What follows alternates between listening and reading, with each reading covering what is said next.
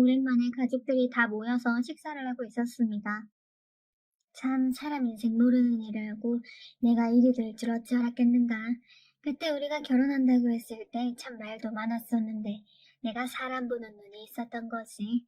우리 남편 같은 사람이 세상 천지에 어디 있겠어? 그러게 그때 형 얼굴만 보고 무서워서 엄마 등 뒤에 숨기 바빴는데 지금 생각해보면 내가 참 철이 없었어. 형부 아니었으면 지금쯤 우리가 어찌 되었을까 하는 생각까지 들어. 형부 항상 감사해요. 저희가 이 은혜 평생 갚으면서 살게요. 여동생의 눈시울이 붉어졌습니다. 처제, 그만해도 돼. 나도 우리 어머니랑 단둘이 살다가 이렇게 좋은 처제랑 처남이 생겨서 얼마나 좋았는데. 그러니까 앞으로는 그런 말 하지 마. 우리 지금처럼만 잘 지내자고. 매형이 가족들을 불러 모아 식사를 하는 내내 가족들의 표정은 더할 나위 없이 행복해 보였습니다. 그런 모습을 보며 문득 우리 삼남매가 살아온 인생이 마치 어제 일처럼 머릿속을 스치고 지나갔습니다. 우리 누나는 버스 안내양이었습니다. 누나는 20살 무렵부터 버스 안내양을 시작했습니다. 어려운 집안 형편으로 인해 누나에게는 선택의 여지가 없었거든요. 여동생이 세상에 나온 지 얼마 되지 않아 아버지가 막노동을 하시다가 세상을 떠나셨으니까요. 결국 저는 학교를 다니다 그만두고 공장에 취직을 해서 돈을 벌었는데 얼마 뒤 누나는 식모살이를 하겠다며 서울로 올라갔고 그곳에서 한동안 일을 했습니다. 그런데 식모살이 하던 곳 주인집 여자가 그렇게 악독했다고 합니다. 결국에는 참다 얼마 뒤 누나는 아는 사람의 소개로 식모살이를 그만두던 무렵부터 버스 안내양을 하게 되었습니다. 그때 당시 누나가 할 수 있는 일은 많지 않았으니까요. 이 누나가 돈 많이 벌어서 올 테니까 니들 돈 걱정은 하지 말고 공부 열심히 해야 한다. 그래야 나중에 서러움 안 받고 살 수 있어. 누나가 동생과 저를 지그시 바라봤습니다. 그래봤자 누나와 제 나이가 3살 차이였는데 저는 그때 고등학생이었고 누나는 이제 막 20살이었습니다. 누나 덕분에 고등학교까지 다니고 있는데 나도 학교 졸업하면 바로 취업할게. 그때까지만 기다려. 제가 미안한 듯 누나를 바라봤어요. 쓸데없는 생각하지 말고 공부나 열심히 해. 그래야 누나가 고생한 보람이 있지. 니들은 다른 생각하지 말고 공부나 열심히 해. 누나가 단호한 목소리로 말했어요. 그렇게 누나는 서울로 올라가서 버스 안내양을 시작했습니다. 아마도 우리 나이대 분들이라면 버스 안내양이란 직업을 다들 아시리라 생각합니다. 그때 당시 버스에는 버스 안내양이 한 명씩 있었으니까요. 버스 안내양이 있었던 누나는 새벽 5시에 출근해서 밤 늦게까지 일을 해야만 했습니다. 이제 막 20살이 되었던 여리디 여린 누나는 늦은 밤까지 버스에서 일을 했습니다. 가끔 집에 내려온 누나의 말에 따르면 항상 잠이 부족했기에 아침밥을 제대로 먹고 다닌 적이 없었다고 할 정도였어요. 어느 날 집에 내려온 누나는 종일 잠만 자기 바빴는데 잠을 자다가 가끔은 잠꼬대를 하기도 했어요. 오라이 라는 말을 중얼거리기도 했거든요. 누나의 잠꼬대에서 삶의 고단함이 그대로 느껴지곤 했습니다. 평소 내성적이었던 누나는 버스 안내양에 합격을 하자마자 오라이라는 말을 수도 없이 많이 연습했어요. 오라이! 이 말이 안 나오면 어쩌나 그게 제일 걱정이야. 내가 자세히 보니 아주 큰 소리로 말을 해야 하더라고. 오라이! 내 목소리 어떠니? 좀 크니? 누나가 버스를 탕탕 치는 흉내를 내며 힘껏 오라이를 외쳤습니다. 글쎄, 근데 목소리가 조금 작은 것 같은데 버스에 사람이 엄청 많잖아. 그리고 더 크게 해야 할 것 같은데. 오라이! 이 정도는 돼야 하지 않을까? 제가 목청껏 외치며 누나를 바라봤어요. 오라이! 이렇게 하는 거 아니야? 우리 뒤에서 책을 읽고 있던 여동생이 우리를 보며 깔깔 웃어댔어요. 그렇게 우리 셋은 한동안 오라이를 연습하며 얼마나 웃었는지 모르겠습니다. 작은 방에 앉아서 셋이서 깔깔거리며 웃던 그때가 바로 엊그제일 같은데 벌써 우리 삼남매가 이렇게 나이를 먹었네요. 우리 누나는 그렇게 버스에서 오라이를 몇 번이나 외쳐댔을까요? 버스를 탈 때마다 우리 누나가 생각나서 항상 마음 깊은 곳에서 뜨거운 무엇인가가 올라오곤 했습니다. 그리고 항상 불안하고 무섭기도 했어요. 일을 하다가 혹시나 누나가 다치진 않을까 걱정이 되었으니까요. 누나는 그렇게 26살 때까지 버스 안내양을 했습니다. 원래는 20살 중반이 되기 전에 그만둔다고 했는데 우리 누나는 악착같이 조금 더 버텨냈습니다. 그러던 어느 날 갑자기 누나가 버스 안내양 일을 그만두겠다고 말을 했어요. 그래, 많이 힘들었지? 그 일이 어디 보통 일이었겠어. 그동안 네가 벌어서 뒷바라지하느라 고생이 많았다. 이젠 좀 쉬어. 내가 너한테 항상 염치가 없다. 누나만 보면 미안해하시던 엄마가 누나의 손을 꼭 붙잡은 채 눈물을 흘렸어요. 엄마가 잘못한 게 뭐가 있다고 그래. 엄마도 그동안 고생 많이 했잖아. 근데 나 힘들어서 그만두는 게 아니라 사실 결혼하고 싶은 사람이 생겼어. 그래서 그만둔다는 거야. 그리고 나이도 많아서 더 이상 하기 어렵고. 너 사귀는 사람이 있었어? 그동안 아무 말도 안 했잖아. 엄마가 놀란 듯 누나를 빤히 바라봤어요. 결혼이 확실해지면 말하려고 했지. 근데 내가 한동안 지켜봤는데 사람이 아주 성실하고 착해. 뭐 하는 사람인데? 일하다가 만난 거야? 그냥 농사를 꽤 크게 짓는다고 하는데 이것저것 안 하는 농작물이 없는 것 같아. 거기다가 시어머니 되실 분도 좋은 분이시고. 누나는 활짝 웃고 있었지만 엄마의 표정은 심란해 보였어요. 농사 짓는 게 아주 고된 일인데 하필이면 농사꾼이랑 결혼을 하려고 해. 그럼 너도 평생 농사일 해야 할 거 아니야. 지금까지 고생만 했는데 그냥 멀끔하게 차려입고 회사 다니는 사람 만나서 살림만 하면 좀 좋아? 엄마의 얼굴에는 근심이 가득해 보였습니다. 엄마, 나도 뭐 잘난 것도 없잖아. 사실 그 사람 정도면 내 입장에서는 오히려 감사하다고 해야 될 정도지. 네가 잘난 게 왜 없어? 너 정도 인물이면 어디 내놔도 빠지는 인물이 아닌데. 그렇잖아도 저 밑에 동네 방앗간집 아들이 너 마음에 들어한다고 하더라. 나한테 네 안부를 계속 물어보고 있었어. 저번 명절에 길 가다가 너 보고 아주 예쁘다고 소개시켜달라고 했단 말이야. 그 방앗간집 아들은 서울에서 꽤 괜찮은 회사를 다닌다고 하더만. 차라리 그런 집에 시집 가면 좀 좋아. 가만 보니 얼굴도 멀끔하고 사람 참 괜찮아 보이던데. 농사 짓는 게 어때서 그래? 난 그렇게 멀끔하게 생긴 사람 별로더라고. 남자답게 생긴 사람이 좋아. 기생오래비처럼 생긴 사람 진짜 별로야. 누나는 이미 결정을 한 것인지 그 어느 때보다 단호했어요. 근데 어떻게 만난 거야? 옆에서 듣고만 있던 제가 누나를 바라봤어요. 사실 그 사람 어머님이 소개해줘서 만나게 됐어. 라는 말을 시작으로 누나가 이야기를 시작했습니다. 누나의 말을 대략 정리해보면 이랬습니다. 버스 안내양으로 오라이를 외치며 바쁘게 일을 하고 있던 어느 날 우리 엄마 연세쯤 되어버리는 아주머니 한 분이 버스에 타셨다는데요. 그런데 그분은 평소에도 버스를 자주 타니던 분이셨습니다. 누나뿐만 아니라 버스 기사도 그 아주머니를 다 알 정도였다고 하고요.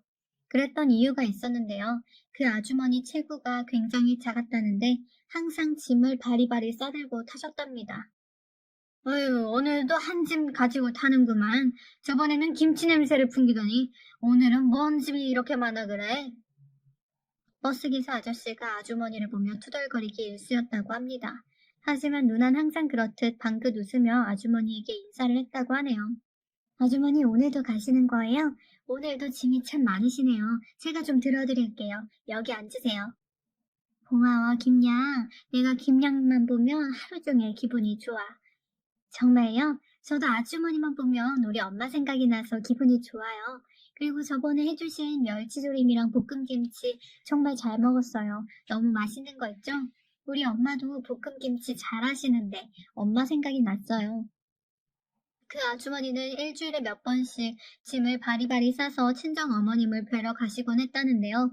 아주머니 남동생 내외가 어머님을 모시고 계셨기에 미안한 마음에 늘 그렇듯 어머니께서 좋아하시는 반찬이나 먹을 것들을 가지고 자주 찾아뵌다고 했어요. 그러다가 누나랑 가까워지게 되었는데 누나가 항상 상냥하게 인사해주고 짐도 들어드리고 해서 누나를 예쁘게 보셨다고 합니다. 그 뒤 누나에게 가끔 반찬도 싸다 주시고 과일도 주시고 그랬다고 하네요. 누나도 그런 아주머니가 싫지 않았기에 친하게 지냈고요. 그런데 그 아주머니에게 다 계획이 있었던 것 같습니다.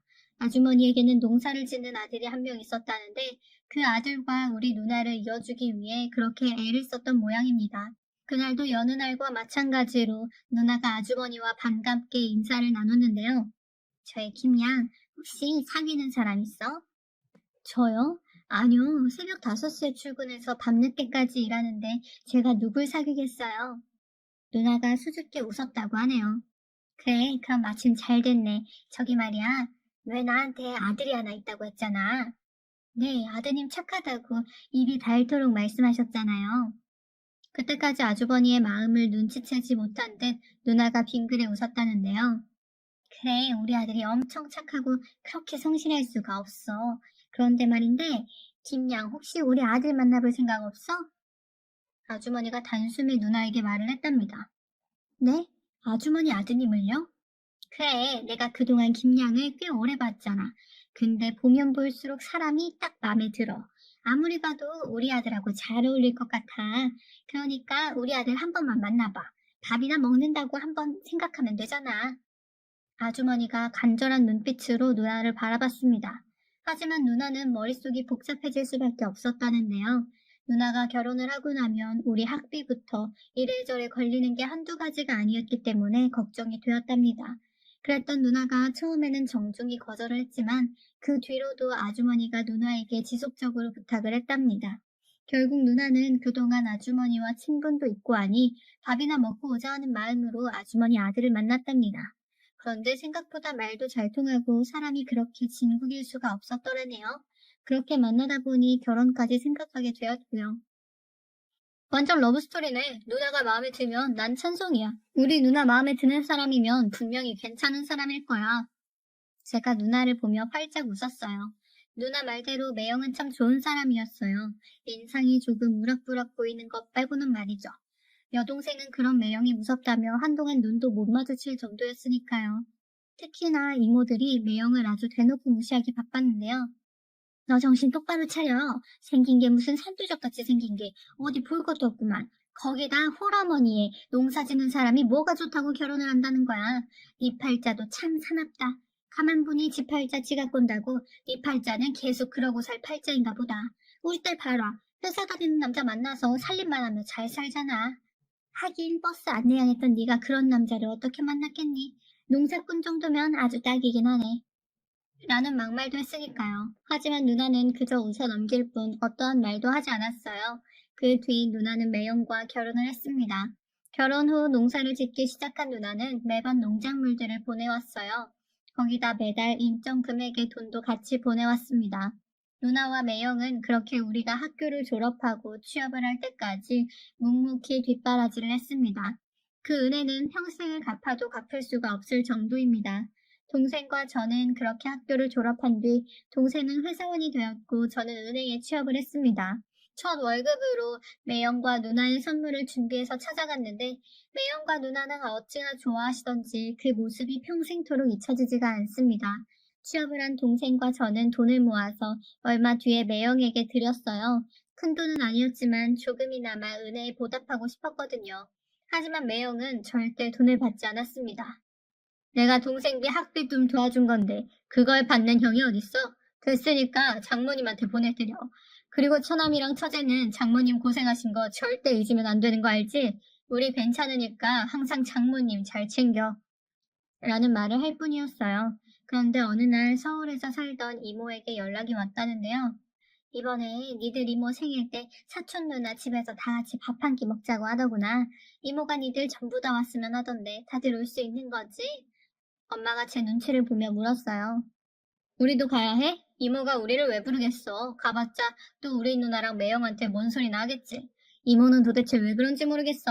사촌 누나 매형도 딱히 잘난 것도 없더만. 제가 잔뜩 인상까지 쓴 채 말했어요. 그럼 엄마 혼자 가란 말이야? 그건 좀 그렇잖아. 내가 자식이 없는 것도 아니고 니들 이모가 그러는 거 하루 이틀도 아니고 그냥 모른 척해. 엄마가 계속해서 제게 부탁을 했어요. 그런 엄마의 부탁에 결국 우리 삼남매는 선물까지 준비해서 사촌 누나 집으로 갔습니다. 우리 사유가 내 생일이라고 이렇게나 많이 준비하지 않았겠어? 많이들 먹어. 특히 순복이 너는 시골에서 농사 짓느라 이런 거 한 번도 못 봤지? 이게 요즘 새로 나온 방울토마토라는 건데 엄청 비싼 거야. 조그만 게 맛도 좋고 먹기도 편하고 아주 좋아. 내가 이걸 좋아한다고 하니까 우리 사위가 책 사주지 뭐야. 자, 너도 먹어봐. 이모가 누나에게 방울토마토를 건넸어요. 진짜 맛있네요. 그동안 큰 토마토만 먹어봤는데 이런 것도 있었구나. 누나가 신기한 듯 방울토마토를 바라봤어요.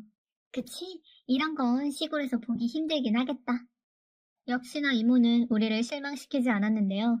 밥을 먹는 내내 사촌 누나 매형 자랑을 하면서 은근슬쩍 우리 누나 부부를 무시하는 말을 서슴지 않았거든요. 그렇게 식사를 끝내고 사촌 누나 집을 나서면서 제가 엄마에게 짜증을 냈습니다. 이러니까 오고 싶지 않은 거야. 엄마는 이 먼 곳까지 우리를 왜 굳이 데리고 온 거냐고. 아무튼 이모 때문에 진짜 마음에 안 들어. 미안하다. 그래도 가족이잖니. 이모가 말은 그렇게 해도 나쁜 사람은 아니니까 니들이 이해 좀 해. 엄마가 안절부절 못한 채 우리를 바라봤어요. 그런데 그날 이모의 생일잔치로 인해 엄청난 일이 일어났습니다. 참 사람 인생이라는 것이 어떻게 될지 아무도 모른다고 했던가요? 평소 많이 똑똑하고 눈썰미가 좋았던 누나는 그날 생일상 위에 올라왔던 방울토마토를 유심히 눈여겨보고 있었던 모양입니다. 그러니까 방울토마토가 누나의 머릿속을 번뜩하고 스쳐 지나갔던 것이죠. 그때 집으로 들어간 누나는 매형을 붙들고 방울토마토 농사를 지어보자고 설득하기 시작했습니다. 처음에는 매형이 펄쩍펄쩍 튀었지만 누나는 그렇게 방울토마토에 대해 공부하기 시작했습니다.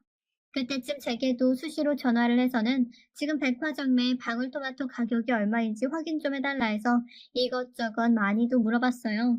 그렇게 방울토마토에 빠진 듯한 저희 누나는 매형을 꼬셔서 방울토마토 농사 짓는 곳을 직접 방문까지 할 정도로 열정적이었어요. 그러다 어느 날은 누나가 제게 연락을 했었는데요. 우리 당분간 그 방울토마토 짓는 곳에 가서 직접 배워볼까 해. 그 사장님이 그러는데 이거 잘만 하면 돈이 어마어마하게 된다고 하더라고. 여기서 농사 지어봤자 항상 거기서 거기고 가서 배워보려고. 이참에 방울토마토로 바꿔보려고. 그런데 제 입장에서는 걱정이 될 수밖에 없었어요. 누나 근데 잘 알아보고 하는 거 맞지? 물론 누나가 잘 알아봤겠지만 내 입장에서 걱정이 되는 건 사실이야. 제가 걱정스레 말을 꺼냈어요. 걱정 마. 우리가 그 사장님한테 가서 방울토마토 재배 방법 좀 알려달라고 얼마나 졸랐는지 몰라. 가서 일도 도와드리고 말도 마라. 그랬더니 사장님이 마음을 열더라고. 지금 엄청 잘 도와주셔서 내가 인복이 있나 보다 싶어. 참 좋은 분이셔. 그 사장 눈에 들기 위해 얼마나 많은 노력을 했을지 안 봐도 눈앞이 그리 모습이 그려질 정도였습니다. 우리 누나라면 그러고도 남았을 테니까요. 그 뒤 누나와 매형은 그 방울토마토 재배 농장에 가서 일꾼으로 일하면서 재배 방법을 배워나갔습니다. 우리 누나가 얼마나 꼼꼼하냐면요. 그 줄 쳐진 공책에 사장님이 말씀해 주신 것들을 얼마나 꼼꼼히 메모해뒀던지 그 공책을 보면 제 눈시울이 붉어질 정도였습니다. 낮에는 종일 일을 하고 밤에는 잠도 설친 채 그렇게 정리를 했더라고요. 아버지가 일찍 돌아가시고 엄마와 함께 우리 가족을 책임져야 했던 누나는 항상 절박한 심정으로 세상과 맞서곤 했었으니까요. 그런 누나의 마음이 고스란히 느껴져서 저도 모르게 눈물이 멈추질 않았습니다. 그리고 그 뒤 누나와 매형은 방울토마토 농사를 시작했는데 첫 해에는 실패를 했습니다. 하지만 누나는 실패를 전혀 두려워하지 않았어요. 다만 실패한 부분에 대해 매형과 함께 연구하고 또 연구했습니다. 그리고 그 다음 해부터 방울토마토 농사가 대박나기 시작했어요. 어느 날 제가 매형에게 전화를 했습니다. 매형, 올해는 좀 어때요? 농사는 잘 됐다면서요. 혹시나 농사 잘 안 돼서 돈 때문에 힘드시면 말씀하세요. 제가 회사 다니면서 모아놓은 돈이 조금 있으니까 그거라도 보내드릴게요. 제가 매형에게 걱정스레 물었어요. 참, 그게 무슨 말이야? 우리 지금 대박 났어. 내가 처남한테만 말하는 건데 차 한 대에 가득 실어 보내면 승용차 한 대가 뽑힐 정도의 돈이 생긴다니까? 이거 완전 노다지야, 노다지. 처남, 이렇게 몇 년만 하면 우리가 우리 빌딩도 세우겠어. 니네 누나 말 안 들었으면 어쩔 뻔했어? 우리 마누라가 복덩이야, 복덩이. 매형의 목소리가 춤을 추고 있었습니다. 정말요? 잘 됐네요. 정말 축하드려요. 그때 당시에는 방울토마토 농사 짓는 사람이 많지 않았습니다. 그래서 방울토마토를 엄청 비싼 가격에 팔 수가 있었거든요. 누나와 매형은 그렇게 꽤 큰 돈을 벌었습니다. 그러던 어느 날 제가 누나에게 전화를 했어요. 누나, 내가 우리 은행 동료들한테 물어보니 누나 집 근처에 상가가 싸게 나왔다고 하던데 돈 묵혀두지 말고 상가 같은 거 하나 사둬봐. 그래도 여기가 시골이라 나중에 많이 오를 거라고 하더라고. 그래, 그렇게 돈 가지고 있으면 쓰기밖에 더 하겠어? 네가 은행 다니다니까 그쪽으로 더 잘 알겠지. 네 매형한테 한번 물어볼게. 누나가 큰 관심을 보였습니다. 제가 보기에 우리 누나는 돈복을 타고난 듯 했어요. 그때 누나가 헐값에 샀던 그 상가가 한참 후에 다시 한번 대박을 쳤거든요. 그렇게 우리 누나는 소위 말하는 건물주가 되어버려 벼락부자가 되었습니다. 참 재미있는 게 말이죠. 우리 누나 부부가 벼락부자가 된 것을 보며 이모가 땅이 꺼져라 한숨을 쉬었어요. 사람 일 모른다더니 그 농사꾼들이 벼락부자가 될 줄을 누가 알았겠어. 그때 내가 괜히 방울토마토 얘기를 꺼내서는. 라고 이모가 말을 아꼈는데요. 이모가 얼마나 배가 아팠을지 눈에 훤하더라고요. 그 모습을 보며 엄마가 더 약을 올리셨는데요.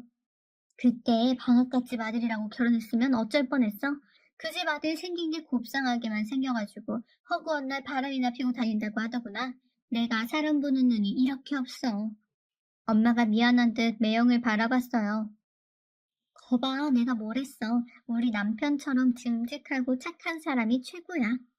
누나가 다시 한번 매형을 치켜 세웠어요. 당신 덕분에 잘 된 거지. 이게 어디 내가 잘나서 그래 된 건가? 매형이 쑥스럽다는 듯이 누나를 말렸어요. 그렇게 우리 가족은 한동안 도란도란 얘기를 나눴는데요. 분명 얼마 지나지 않은 것 같은데 세월이 어찌나 손살같이 지나간 건지 모르겠습니다. 우리 삼남매는 아직도 그때 그 추억이 떠오르곤 하는데요. 지나가는 버스를 볼 때마다 버스에서 오라이라고 외치던 누나의 모습이 잊혀지지가 않습니다.